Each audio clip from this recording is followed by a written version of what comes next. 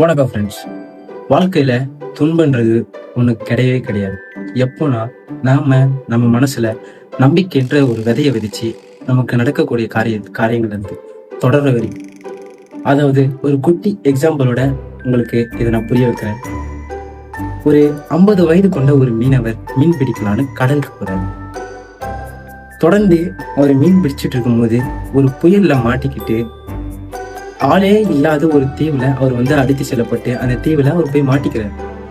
என்ன ஆகுதுன்னா, அழுது புலம்புறதை விட்டு அந்த மீனவர் என்ன பண்றாருன்னா அடுத்த கட்டத்தை நோக்கி நகர ஆரம்பிக்கிறார். அதாவது அடுத்து உயிர் பிழைக்க தேவை என்னன்னு சொல்லிட்டு அவர் பாக்குறதுக்காக உணவை தேட ஆரம்பிக்கிறாரு.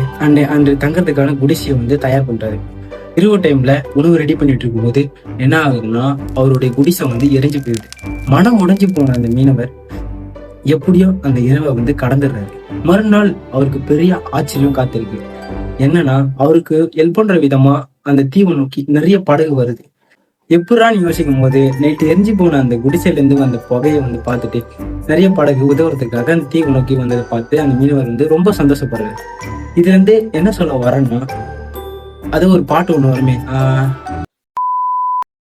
இரவென்றால் பகல் ஒன்று வந்திடுமே, அது போல துன்பம் ஒண்ணு இருக்குன்னா அதுக்கு அடுத்த ஸ்டெப்ல உங்களுக்கு ஒரு சந்தோஷமான ஒரு ஹாப்பினஸ் உங்களுக்கு காத்துட்டு இருக்கிறதுன்னு ஒரு நம்பிக்கை வைங்க. அந்த மீனவர் அடுத்த கட்டத்தை நோக்கி தொடர்ந்தது போல நீங்களும் உங்க வாழ்க்கையில அடுத்த கட்டத்தை நோக்கி தொடர்ந்துட்டு போங்க. உங்களுக்கான ஹாப்பினஸ், உங்களுக்கான ரிவார்டு அங்க காத்துட்டு இருக்கு. Bye friends.